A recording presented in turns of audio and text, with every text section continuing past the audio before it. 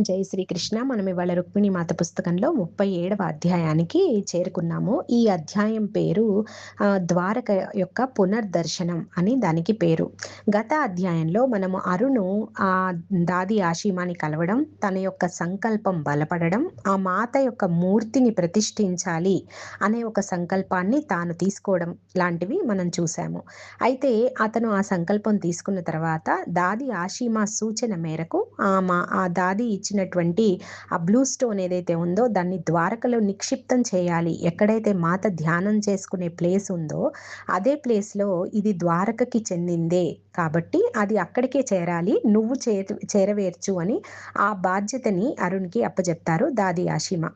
సరే ఆ బాధ్యతని తీసుకుంటాడు. అలాగే తన సంకల్పాన్ని కూడా దృఢపరుచుకుంటూ ఆ మాత మీద ఉన్నటువంటి తన ప్రేమని ఇంకా చాలా అంటే ఈ మాత యొక్క స్టోరీస్ అన్ని విన్న తర్వాత అతనిలో నిద్రాణంగా ఉన్న ప్రేమ మేల్కొంటుందన్నమాట. గత జన్మ సంస్కారం ఆల్రెడీ ఉంది. అది మనం మామూలుగా జన్మ తీసుకున్నప్పుడు మర్చిపోతాము.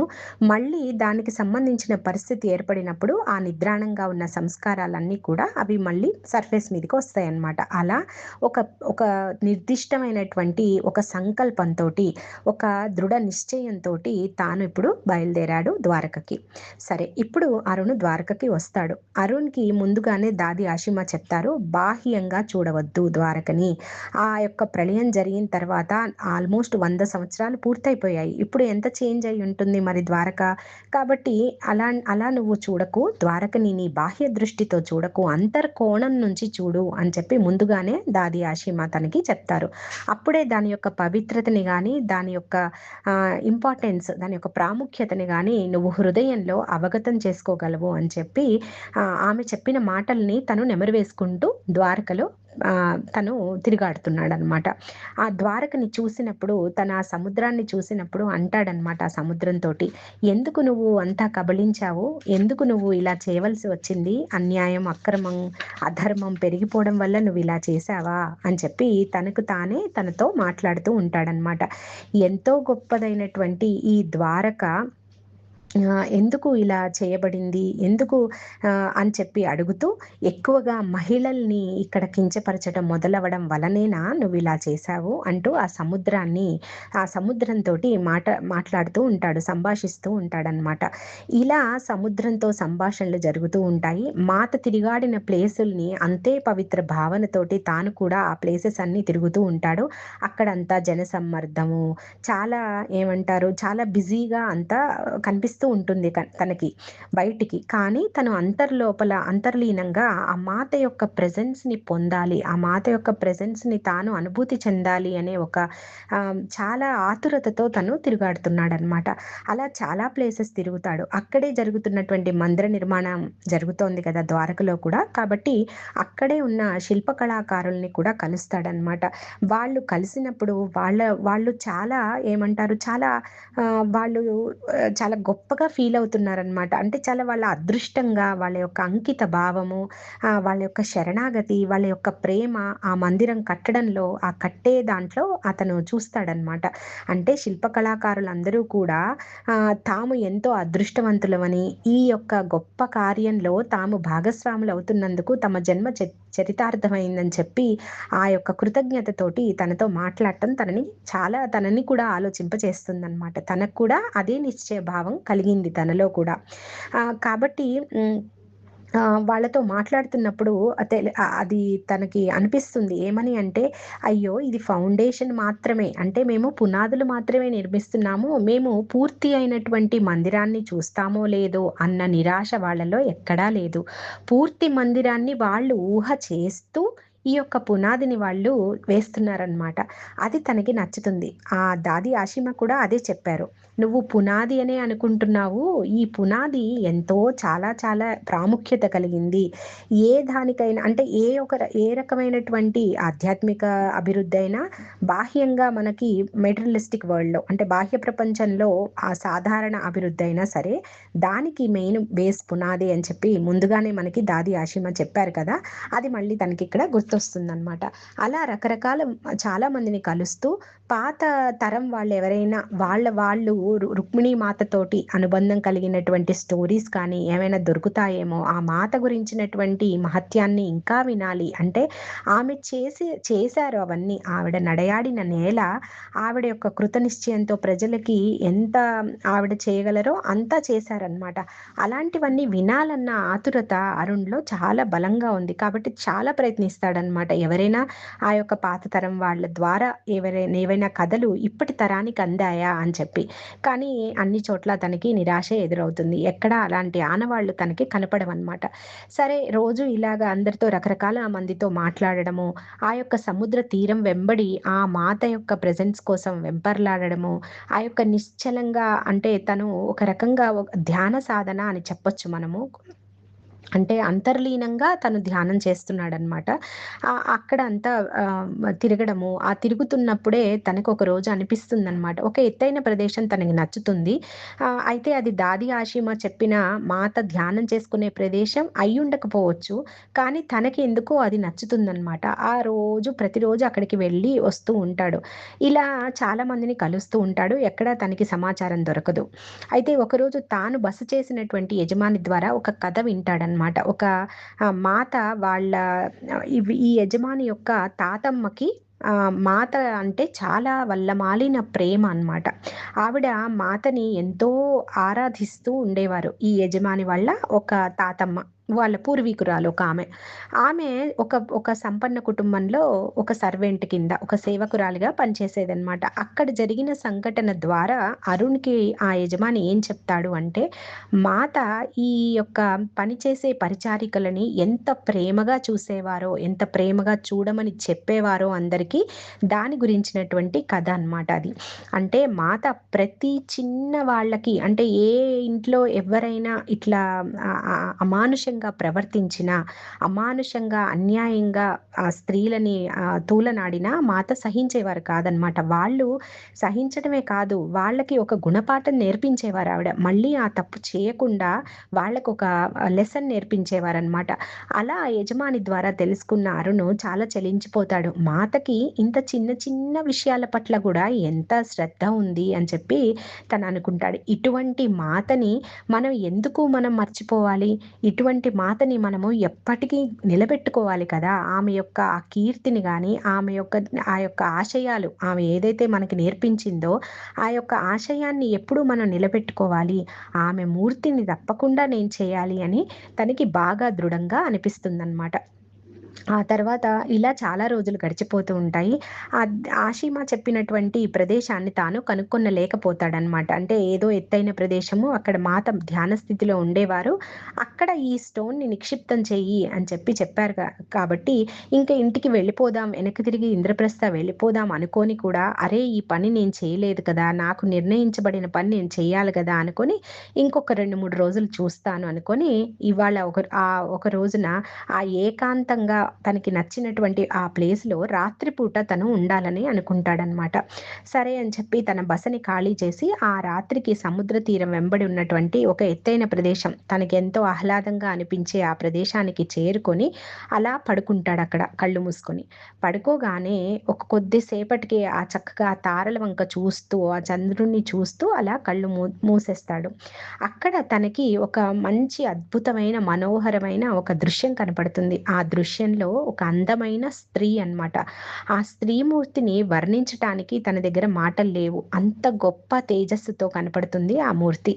ఆవిడ కళ్ళు నెమ్మదిగా తెరిచి అంటే ఆవిడ ధ్యాన స్థితిలో కనిపిస్తారనమాట తనకి.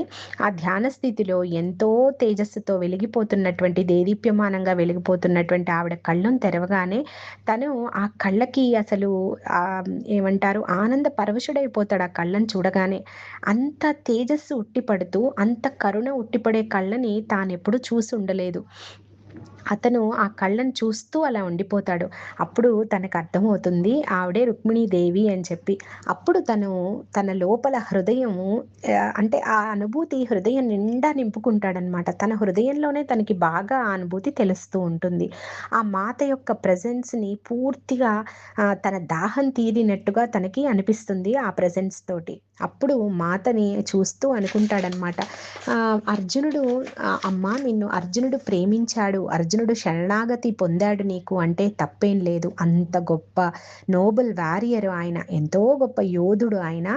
ఆయన నీకు దాసోహం అయ్యాడంటే తప్పేం లేదమ్మా. నువ్వు ఇంత కరుణాపూరితురాలివి. నువ్వు ఇంత తేజస్సుతో ఉన్నావు. నీ యొక్క ప్రెజెన్స్ సామాన్యమైన నేనే ఇంత అనుభూతి చెందుతున్నానంటే అంత గొప్ప యోధుడు ఆయన ఎంత అనుభూతి చెందుంటాడు. ఆయన ఎంత ప్రేమించుంటాడో నిన్నిప్పుడు నాకర్థమవుతుంది. ఆయన ప్రేమించాడు అంటే తప్పేం లేదు. నువ్వు అందుకు తగిన దానివే. అంటే అమ్మని ప్రేమించని వ్యక్తి ఎవరుంటారు కదా! అలా అర్జునుడి యొక్క ప్రేమని తలుచుకుంటాడిక్కడ. అది తలుచుకొని తాను పులకించిపోతాడనమాట ఆ అమ్మ దర్శనంతోటి.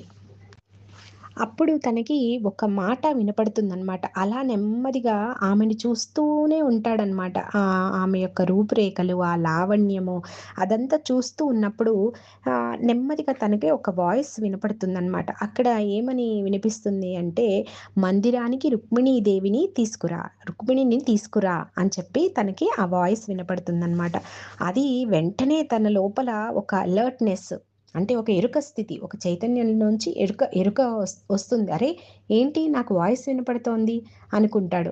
తనలో తానే అనుకుంటాడు. నీ యొక్క బాహ్యంగా నువ్వు ఎంతో తేజస్సుతో ఉన్నావు. బాహ్యంగా ఎంతో అందంగా, కరుణాపూరితమైన నేత్రాలతోటి ఎంతో తేజస్సుతో వెలిగిపోతున్నావు. కానీ అమ్మా నువ్వు పూర్తిగా ప్రేమ స్వరూపిణివి కదా! నేను ఆ ప్రేమని అనుభూతి చెందుతున్నాను అనుకుంటాడనమాట తనలో తాను. అయితే అట్నుంచి అంటే తనకి ఈ ఎక్స్‌పీరియన్స్ తనకర్థమవుతుంది. అప్పుడు అర్థమవుతుంది తనకి తన అంటే హృదయం యొక్క జ్ఞానం అంటే ఏంటి అన్నది తనకిప్పుడు అర్థమవుతుంది. మనం ముందు కథలో చెప్పుకున్నాం గదా! విజ్డమ్ ఆఫ్ హార్ట్ అంటే ఏంటి అన్నది. విజ్డమ్ ఆఫ్ హార్ట్ అంటే ఏంటి అంటే ఓన్లీ ఆ హృదయంలో వచ్చినటువంటి అనుభూతిని మాత్రమే అది మనం చెప్పడానికి రాదనమాట. అది హృదయానికి మాత్రమే తెలుస్తుంది. అది ఎలా ఉంటుంది? ఏ విధంగా తాను దర్శించాను అన్నది ఆ మైండ్ చెప్పలేదు. అది హృదయం చెప్తుంది. అప్పుడు మైండ్ చూపిస్తుంది దాన్ని. అంతే. అంటే ఫస్ట్ మన ప్రెజెన్స్‌ని మనం ఎక్కడ అనుభూతి చెందుతామంటే హృదయ స్థానంలో. అంటే ఆత్మ యొక్క స్థానం అదే. కాబట్టి పరమాత్మ అందేది గూడా అక్కడే అన్నమాట మనకి. సో, ఆ పరమాత్మని అందుకున్న ఆత్మ దాన్ని మన మైండ్‌కి అంటే మన మైండ్‌కి అందజేస్తుంది పలానా రీతిలో ఉంది అని. అంటే అసలైన జ్ఞానం దేని ద్వారా మనము ఎక్కువగా మన లోపల నుంచి మనం తీసుకుంటున్నాము అంటే మన యొక్క హృదయం ద్వారా మనము ఆ యొక్క పరమాత్మ చైతన్యాన్ని అనుభూతి చెందుతాం. దాన్నే విజ్డమ్ ఆఫ్ హార్ట్ అంటారు. అది జ్ఞానం అంటే.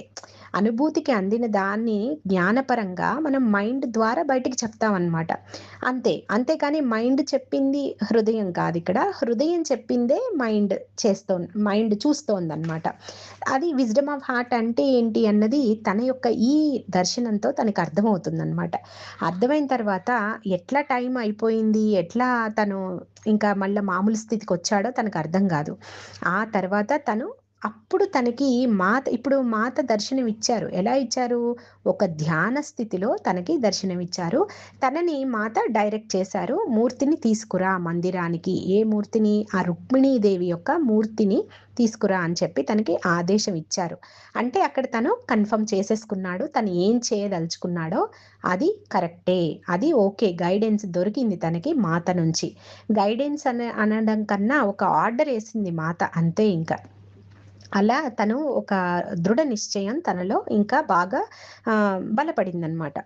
ఎప్పుడైతే మాత ప్రెజెన్స్‌ని ఎక్కడైతే అనుభూతి చెందాడో, అక్కడే ఆ యొక్క రాయిని అమూల్యమైనటువంటి ఆ యొక్క బ్లూ స్టోన్‌ని అక్కడ నిక్షిప్తం చేసి మెల్లగా ఇంద్రప్రస్థ చేరుకుంటాడు. 2, 3 రోజుల తర్వాత చాలా సంతృప్తిగా ఇంద్రప్రస్థ వెళ్ళిపోతాడు అరుణ్. అయితే అక్కడ దాది మాత అదే ఆషిమ దాది ఆషిమాని కలుస్తాడు. కలిసిన తర్వాత చాలా ఆనందంగా తన దగ్గరికెళ్తాడు. ఎళ్ళగానే ఆమె అడుగుతారనమాట. ఓకే. నీకు మాత దర్శనం అయింది కదా! అని చెప్పి తను అడుగుతారు.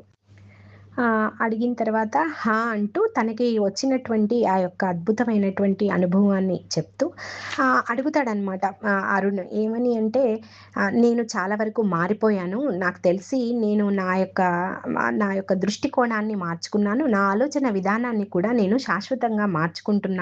ఎప్పుడైతే నేను ఆమెను చూసానో అప్పుడే నాలో చేంజ్ జరిగింది" అని చెప్తూ ఇలా అడుగుతాడు. ఏమని అంటే ఎలా మనము ఆ హృదయానికి సంబంధించినటువంటి జ్ఞానాన్ని మనము ఎలా పొందగలం అని చెప్పి అడుగుతాడు. అంటే విజ్డమ్ ఆఫ్ హార్ట్‌ని మనము ఎలా పొందగలము అని అడుగుతాడనమాట.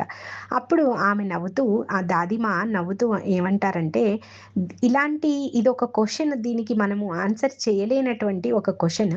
ఇది ఆమె గ్రాంట్ చేస్తేనే, అంటే ఆమె ప్రాప్తింపచేస్తేనే అది మనకందుతుంది అంటుంది. అలా అంటూ "నువ్వు బాబు, నువ్వు నీ యొక్క లాస్ట్ జన్మలో నువ్వు ఎంతో ప్రేమని ఆమె పట్ల చూపించావు. ఎంతో ప్రేమ ఉంది. కానీ నీలో లేనిదేంటి అంటే ఏకాగ్రమైనటువంటి మైండ్. అంటే కాన్సంట్రేటెడ్ మైండ్ అన్నది లేదు. అది ఆ కాన్సంట్రేషన్, ఆ ఏకాగ్రత రావడానికి కూడా చాలా జన్మలు పడుతుందంట. అంటే అంత కష్టం అన్నమాట. ఒక భగవంతుడి పట్ల ఏకాగ్రత గాని, ఒక పని పట్ల ఏకాగ్రత గాని కుదరాలి అంటే, ఆ ఏకాగ్రతను అనే ఒక క్వాలిటీని సంపాదించుకోవడానికే చాలా జన్మలు పడుతుందని చెప్తున్నారు ఇక్కడ ఆషిమ. అయితే నువ్వు మాత్రం ఇప్పుడు బిగిన్ చేయాలింక. నువ్వు ప్రారంభం చేయాలి. అదే నీ యొక్క పర్పస్ అయ్యుండొచ్చు. ఇప్పుడున్న నీ జన్మకి నువ్వు అదే పర్పస్ అయ్యుండొచ్చు. నీకేదైతే మాత చెప్పారో పని చెయ్యమని, ఆ పని చేయడంలోనే నీకు ఏకాగ్రత నువ్వు నెమ్మదిగా డెవలప్ చేసుకుంటావు. ఆ పని ఏదైతే అప్పచెప్పారో అదే నీ యొక్క జన్మకి ఉద్దేశ్యము. నీ జన్మ ఉద్దేశ్యం ఇప్పుడు 2, అంటే ఒక రకంగా మూర్తిని తయారు చేయడము, మూర్తిని తయారు చేయడంతో పాటుగా ఏకాగ్రతని పెంపొందించుకోవడం. అలా అన్నమాట. మనం కర్మని అనుభవిస్తూనే మన లోపాలు ఏవైతే ఉన్నాయో వాటిని మనం సరిచేసుకుంటూ ఉంటామన్నమాట జ్ఞానం ద్వారా. అట్లనే ఈ అబ్బాయి గూడా ఇక్కడ మూర్తిని తయారు చేయడంతో పాటు తన యొక్క ఏదైతే లోటుగా ఉందో ఆ ఏకాగ్రతని తాను పెంపొందించుకోవాలి ఈ పని ద్వారా. అలా ఆషిమ చెప్తారనమాట. అయితే తనంటాడు, నేను మూర్తిని ఇంకా తీ అది నేను తయారు చేయాలని అనుకుంటున్నాను. కానీ అంత పెద్ద బాధ్యత నేను చేయగలనా అన్న చిన్న డౌట్ వస్తూనే ఉంది నాకు అని చెప్పి తనంటాడనమాట. అప్పుడు ఆమె చెప్తారు, ఆషిమ చెప్తారు, ఆహ్, "ఎంత టైం పడుతుంది అన్నది నువ్వు చూడకు. ఎంత టైం అన్నా కానీ నువ్వు కంప్లీట్‌గా ఒక మంచి దృఢ సంకల్పంతో నేను తయారు చేయాలి అన్న దాంతోనే చూడు అంతే. నువ్వు వదిలిపెట్టొద్దు. నీకు రావట్లేదని, సరిగ్గా రాలేదని ఏది వదిలిపెట్టొద్దు. ఆ పనిని నువ్వు పూర్తి కంప్లీట్ చేయాల్సిందే. నీ యొక్క లైఫ్‌కి పర్పస్ కదా అది. నువ్వెలా వదిలేస్తావు?" అని చెప్పి ఆ అబ్బాయిని గైడ్ చేస్తారనమాట. చేస్తూ ఇంక్ ఆషిమాకి తెలీదు. ఈ అబ్బాయి ఆల్రెడీ ఒక స్టోన్ కొనుక్కున్నాడు. దాన్ని కార్వ్ చేయడానికి, అంటే దాన్ని మలచడానికి కావాల్సిన సామాన్లు గూడా తెచ్చుకున్నాడని తెలీదు. అంటే ఆవిడకి తెలియపరచలేదు ఆ అబ్బాయి. కానీ ఈ ఆమె చెప్తారు, ఆషిమా చెప్తారు. ఏమని అంటే దాది చెప్తారు ఏమనంటే, "అదిగో నీ బ్యాగ్‌లో పలానా గుడ్డలో చుట్టి ఉన్నావు గదా! ఇక సరే దాన్ని బయటికి తీ. ఇక పని ప్రారంభించు" అంటుందనమాట. ఈ అబ్బాయి ఆశ్చర్యపోతాడు. ఈమెకెలా తెలుసు? నేను కొన్న విషయం చెప్పలేదు కదా! అనుకోని సాధారణమే. ఆవిడకన్నీ తెలుసు. అదంతా కామన్. ఆవిడకి తెలియని విషయం లేదు దాది ఆషిమా. ఎందుకంటే తను అంత సాధకురాలనమాట. మాతతోటి మాట్లాడగలిగినటువంటి స్థితిలో ఉన్నారావిడ. కాబట్టి సరే అనుకుంటాడు. సరే తీస్తాడనమాట. నెమ్మదిగా నేను ఆహ్, ఆహ్, తయారు చేయడానికి నా పనికి నేను సంకల్పించాను. ఇంక నేను చేస్తాను అని చెప్పి అతను నిశ్చయం చేసేసుకుంటాడు. అలా మెల్లగా ఆ రోజు నుంచి మొదలుకొని కొంత టైం పీరియడ్ పాటు ఈ టైంలోనే వాళ్ళ నాన్నగారు రావడం, ఈ అబ్బాయి ద్వారకకి వెళ్ళినప్పుడు వాళ్ళ నాన్నగారు దాది ఆషిమాని కలవడానికి రావడము, వాళ్ళిద్దరూ మాట్లాడుకోవడము, కొన్నాళ్ళు ఆ బాబుని ఇక్కడే ఉండమని చెప్పి దాది ఆషిమ అడగడము, వాళ్ళ నాన్న సరే అని వెళ్ళిపోవడం జరుగుతాయి. ఇదంతా కూడా ఆ అబ్బాయికి చెప్పి, "నువ్వు టెన్షన్ పడకు. అప్పుడే నువ్వు వెళ్ళవలసిన అవసరం లేదు మధురకి. ముందు ఈ మూర్తిని తయారు చేసే పని చూడు" అని చెప్పి దాది ఆషిమ అబ్బాయికి చెప్పడంతో ఆ అబ్బాయి ఆ పనిని తయారు చేస్తూ ఉంటాడు మన అరుణ్. అలా కొన్ని రోజులు కష్టపడి తను తయారు చేస్తాడనమాట. తయారు చేసిన తర్వాత మెల్లగా ఆ దాదిని పిలిచి చూపిస్తాడు. ఆ యొక్క తెరని తీసి లోపల తను తయారు చేసిన మూర్తిని చూపిస్తాడు. చూడగానే ఒక్క క్షణం ఆవిడ అలా ఉండిపోతుందనమాట. అలా ఉండిపోయి కళ్ళు మూసుకొని అలా కూర్చుంటుందక్కడే. అప్పుడు తను నెమ్మదిగా కళ్ళు తెరచగానే అడుగుతాడు. కళ్ళు తెరవగానే ఈ అబ్బాయి అడుగుతాడనమాట. "ఏంటి దాది బాగలేదా?" అని చెప్పి చాలా భయపడుతూ అంటే టెన్షన్ అనిపిస్తూ ఉంటుందనమాట. నెర్వస్‌నెస్ ఉంటూ ఉంటుంది అతనిలో. అలా అడుగుతాడు. అప్పుడు ఆమె అంటుంది, "లేదు లేదు. మాత నీకోసం వచ్చిందిక్కడికి. ఆమె ప్రెజెన్స్ ఖచ్చితంగా ఇక్కడ ఉంది. కానీ నువ్వు ఆమెని ధ్యాన స్థితిలో నువ్వు కార్వ్ చేశావు. ధ్యాన స్థితిలో ఆమెని నువ్వు తయారు చేశావు." అనే అంటుంది ఆమె దాది. అన్నప్పుడు అవును నేను ఆమెను అలాగే చూసాను గదా! నేను అలాగే చేయగలను అంటాడనమాట. అప్పుడు అయితే కానీ ఈ ప్రపంచము ఆమెని అలా యాక్సెప్ట్ చేయదు. ఒక రాజకుమారిని ధ్యాన స్థితిలో ఉన్న యోగినిగా ప్రపంచం యాక్సెప్ట్ చేస్తుందా? చెయ్యదు గదా! ఎలా ఉండాలనుకుంటుంది? చక్కగా రాజసం ఉట్టిపడుతూ ప్రజలందరిని చూస్తూ, దీవిస్తూ ఉండే ఒక నిలబడిన ఒక అందమైనటువంటి రాజకుమారి రూపంలోనే చూడాలనుకుంటుంది ఈ ఈ ప్రపంచం ఆమెని. అంతేగాని ఒక మంచిగా ధ్యాన స్థితిలో ఉన్న యోగినిలాగా ఎవరు చూడాలనుకుంటారు ఒక రాజకుమారిని? కాబట్టి ఇది మనము ఆ మందిరంలో ప్రతిష్ఠ చేయడానికి కుదరదు బాబు. నువ్వు ఆ విధంగా తయారు చేయాలి కదా! అని చెప్పి అంటుందనమాట. అంటే నువ్వు నువ్వు ఇలా ట్రై చేస్తూ ఉండు. నువ్వు ఇలా నిర్వీర్యుడవు అయిపోకు. మనకి ఆల్రెడీ శ్రీకృష్ణుడు చెప్పాడు కదా! మన యొక్క అంటే ఫలితం ఎలా ఉంది అన్న దాని మీద నువ్వు దృష్టి పెట్టకు. నీ యొక్క ప్రయత్నం పర్ఫెక్ట్‌గా చెయ్యి అని చెప్పి మళ్ళీ అతనికి ఆ కార్య దీక్ష పోకుండా చాలా బాగా దాది ఆ అబ్బాయిని గైడ్ చేస్తారనమాట. అప్పుడు మళ్ళీ మొదలుపెడతాడు. అంటే తను చేసింది తనకు అర్థమయ్యి మళ్ళీ తయారు చేయాలి కదా! అనుకోని మళ్ళీ మొదలుపెడతాడనమాట. ఇలా తను చాలా రకాల ప్రయత్నాలు చేస్తూ ఉంటాడు. ఒక మూర్తిని ఒక ఆకృతికి తీసుకురావడానికి మాతని. అలా ట్రై చేస్తున్న టైంలోనే ఒక రోజున దాది పిలిచి, "ఇంక నువ్వు మధుర వెళ్ళవలసిన టైము దగ్గర పడింది. నువ్వు వెళ్ళిపోవాలి" అని చెప్పి అంటుంది. ఆ అబ్బాయికి ఇష్టం లేకపోయినా దాది చెప్తుంది అంటే ఏదో ఒక అర్థం ఉండుంటుంది దాంట్లో అనుకోని, "సరే దాది ఇంక వెళ్తానులే. మరి మీరు చెప్తున్నారు కదా!" అనుకుంటాడనమాట. కానీ తన లోపల తనకి ఎంత బాధ అంటే దాది ఎక్కడుంటే అక్కడ మాత ప్రెజెన్స్‌ని తను ఫీల్ అవ్వగలుగుతున్నాడు. తను కూడా మానసిక స్థితి కాన్సంట్రేషన్ అంటాం కదా! అది చాలా బాగా అక్కడ వర్కౌట్ అవుతోందనమాట తన పనికి. ఇప్పుడు మళ్ళీ తను వెనక్కెళ్తే తను అదే మానసిక స్థితి కంటిన్యూ అవుతుందా? నేను చేయగలుగుతానా? అని చెప్పి రకరకాల సందేహాలు కూడా కొద్దిగా ఉన్నాయన్నమాట ఆ అబ్బాయికి. అయితే ఇంక రేపు వెళ్ళిపోతాడనంగా ఆ రోజు ముందు రోజు రాత్రి దాది ఒక విషయం చెప్తుంది. ఒక మాత యొక్క స్టోరీని మళ్ళీ పంచుకుంటుందనమాట. అరుణ్‌కి